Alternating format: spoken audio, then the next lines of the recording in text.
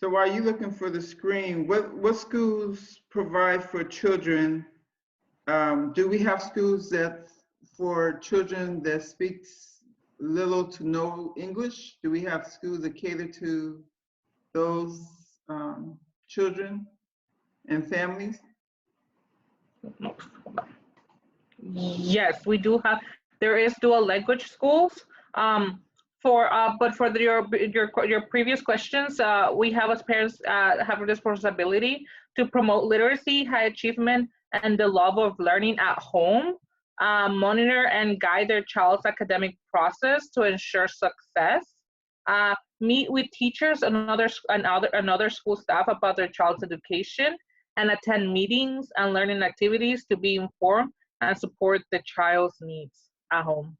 So parent conference, teacher parent conference, the PTA title, I forget the title, but the other board meetings and activities, school activities they have throughout the year. Yes, Right. it's very important to get involved in their child's school life. Okay, and the dual languages, do they provide dual languages at schools? Yes, they do provide that. And also, it's very important to know that parents that do not speak English have the right to ask for every single information given at school to be given in their language. Right. Oh, okay, that's a great option. Okay, Yes. why is it important for parents to be involved in their child's school? It's important because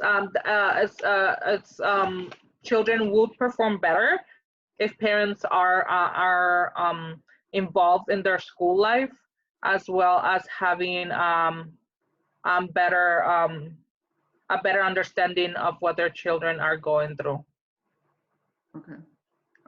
Estella, what about if a parent have concerns? What would be their process to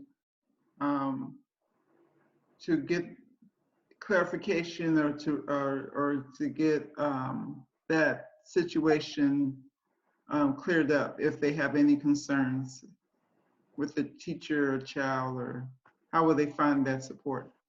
So parents should file all official complaints in writing to their children's school and to the school district office. It is very important for them to actually do it in person. It shows that they are involved and they really do care about the complaint that the parent may have with the teacher. It could be with the school, it could be with anybody of the staff that is working there. Parents should make a copy of the written complaint before delivering it to the school, and they should document everything. But you recommend first they start after school? Yes, so first you should start with the principal. Obviously, if you have a problem with the teacher, it's always important to start with the principal for them to be aware of what's going on. If the principal does not do anything, parents do have the right to write a written complaint, which could be given to the principal as well and to the district. They also have, I believe, 15 days for the district has 15 days to reply to the complaint. Okay. And then LAUSD has a specific way of dealing with complaints. So I know that a lot of our parents do have LAUSD children, and they have a dedicated section to resolve complaints from parents. And so parents also need to know that complaints will be kept confidential whenever possible, and parents filing complaints are protected from school. So meaning, and the district, meaning if they do file for a complaint, I want to make sure that parents know that that's not going to affect the child or themselves. Right. It's very important for them to know that. And like I said before, complaints could also be filed by phone. Complaints can be filed by phone, by fax, but they say it's very important that it's way better if parents actually do it in person. That's more of a priority. Yeah, a priority. I'm sorry. I just want to add that complaints must be responded to in writing in 15 days. And parents should keep track of the number of days that they filed the complaint, and to follow up with, they should, if they don't respond in 15 days, they should follow up with the school and with the district. And yeah. Okay. How is kindergarten so different from preschool? From our, we work in the Head Start Early Childhood Services. So how is kindergarten so much different from our services? So definitely, there is a big shift. Usually families that go into Head Start program trying to transition to a kindergarten class.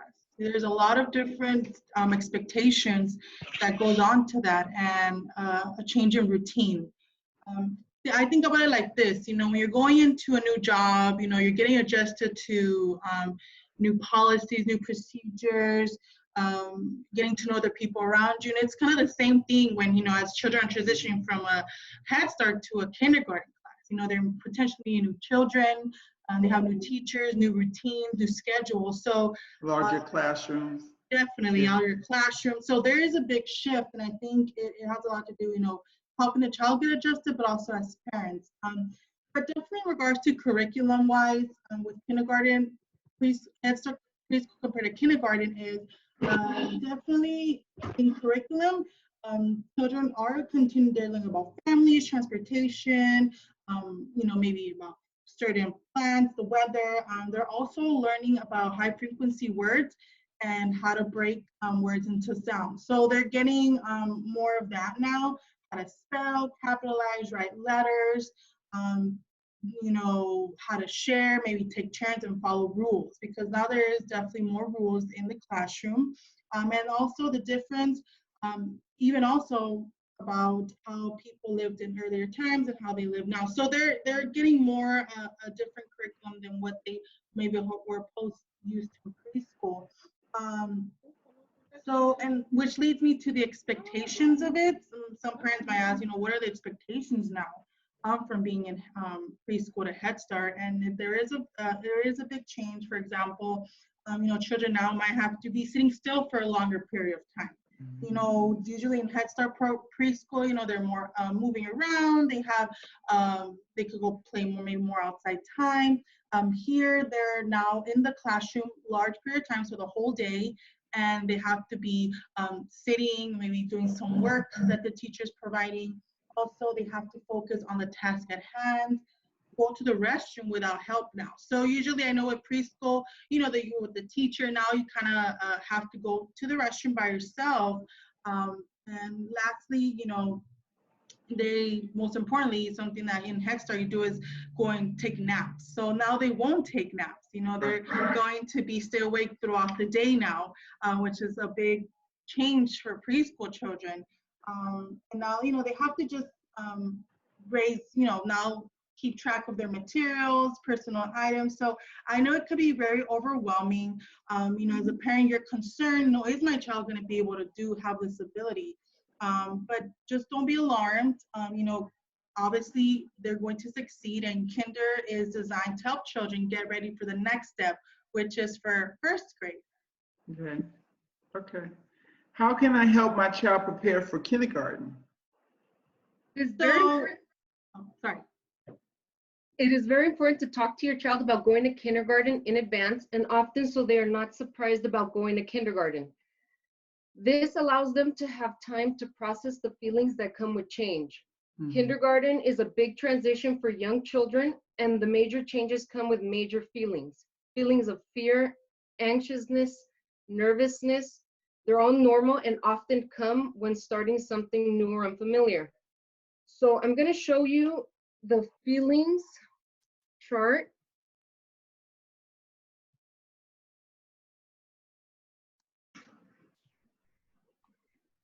And this is something that you can talk to your child about. You can, ask them, do you feel furious, mad, ecstatic, thrilled, sad, frustrated, miserable, happy, or disappointed about their day?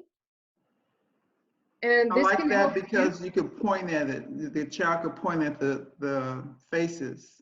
Yes, they can also color the faces, to feel more comfortable, make several copies of it so they can just color it throughout the day. And also this helps the parent start a conversation with their child where they can't start that conversation. So this is a good guidance tool. Okay. Are there any books that that we can get from the library about transition for the parent or for the child, or for the parent to read to the child about preparing for transitions? Yes. Books can provide adults with the words that are best understood by children. Books can make for great experiences that children might be facing and seem normal and allow children to relate to those experiences. I'm gonna share with you the kindergarten book list.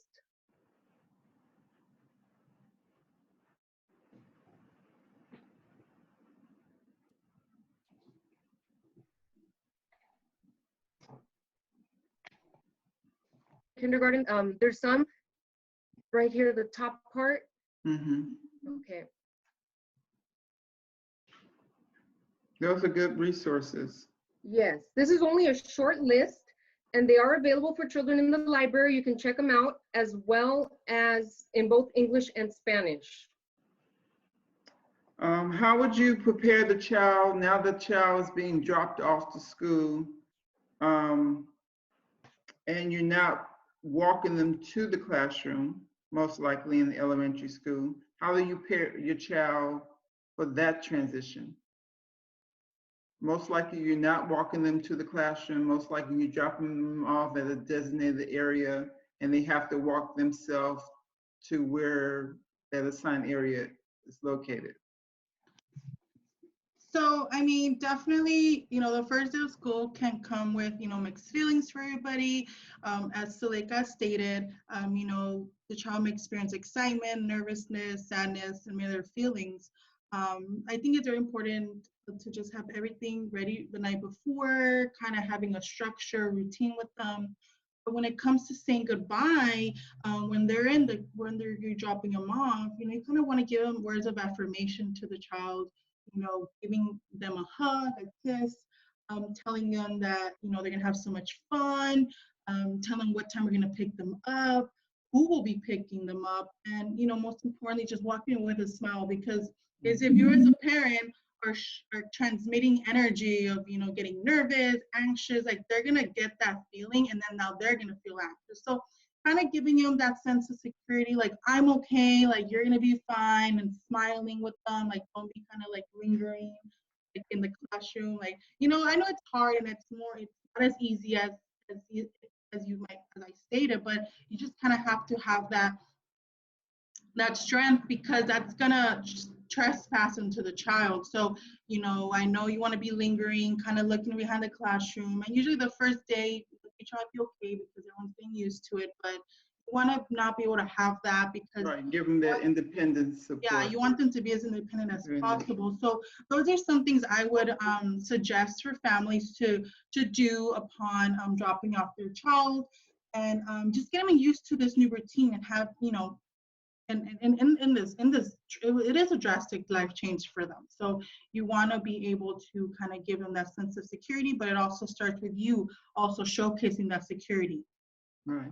And Suleika, what would you do at home to prepare the night before? Will you start in the summertime preparing them for transition to kindergarten, or will you do it that day before or a week before? How early would you start preparing your child with that routine they will have to adapt? The transition process should be started during the summertime. It's the best time to do it then. And also because families can also schedule doctor's appointments, dental appointments, that's another thing. And also getting them into a summer camp is going to help them learn about the bigger group concept. Instead of coming into that small classroom setting, they're already getting used to adults, older children, because then once they enter kindergarten, they're going to be around older children in the elementary school age. Right. Okay. So I just want to say thank you guys for doing this transition videos for our families. I hope that they enjoyed as much as we did preparing it. And again, thank you, thank you, thank you. And we should see you guys soon. Bye. Bye. Thank you. Bye.